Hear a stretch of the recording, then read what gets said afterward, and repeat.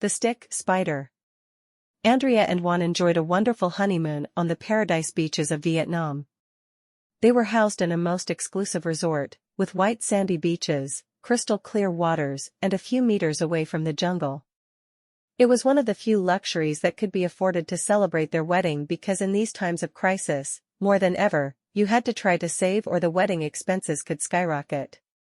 But her parents had insisted and assumed more than half the price of the trip, so Juan and Andrea ventured to fulfill their dream of traveling to Asia and enjoying what would be the best vacations of their life. The days went by at full speed, as usually happens whenever one has fun, and they couldn't have imagined a better destination. They lived like a king without having to pay anything. The bracelet they had contracted with the accommodation pack gave them the right to eat, drink, and enter all clubs, completely free. It was a dream come true that they would soon have to wake up to go back to their monotonous city work routine. When there were only 2 days left to have to return, they became friends with a local guide who promised to take them to a waterfall that few tourists ever came to know. The trip wasn't very long, but they had to go into the jungle on foot, a walk of about 20 minutes through the lush forest. The next morning they went out with the guide who, with a machete in hand, was making their way through lianas, leaves the size of an umbrella and the most exotic and spectacular vegetation the newlyweds had ever seen. But not everything was idyllic. The mosquitoes were really persistent, and even with the body bathed in repellent, there was always some voracious enough to dare to bite them.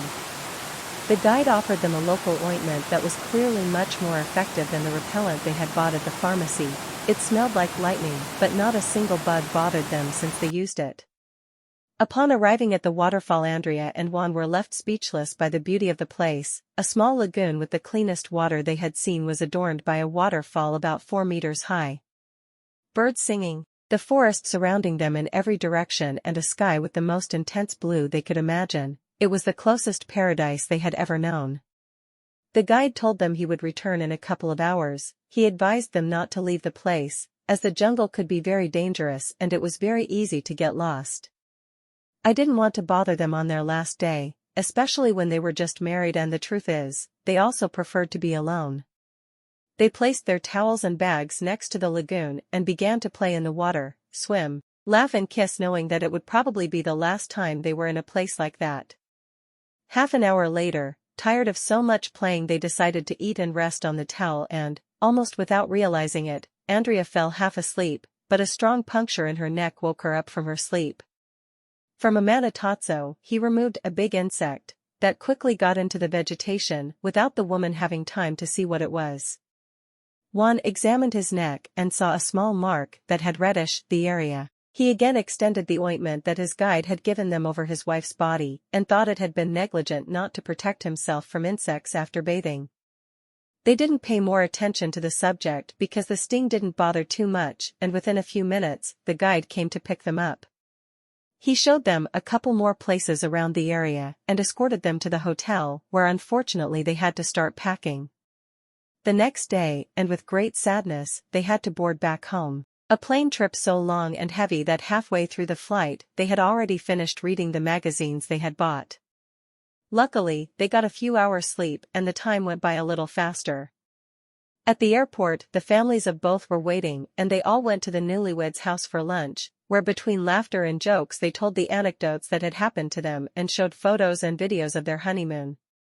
Andrea felt a slight itch at the sting's site, but it wasn't until a week after she started swelling and turned almost crimson red. The itch had turned into pain and I could barely touch the area, felt strong pinching when I tried to squeeze it.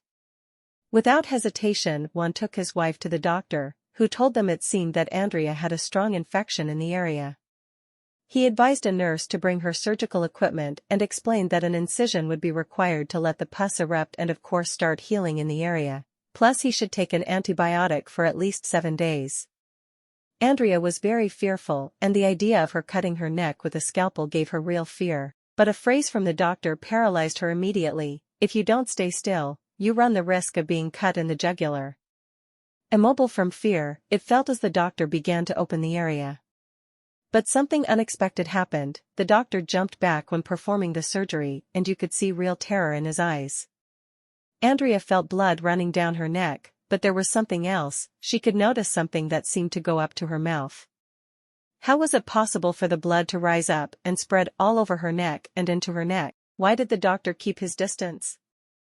Seconds later the nurse entered the room again. She had gone out at the doctor's request to bring more gases. Looking at Andrea's neck, began to scream desperately and left the room, hitting a strong door. In a reflex movement, she put her hand around her neck and could notice what she thought was blood began to climb on her fingers. Looking at his hand, he locked in fear before fainting from fear.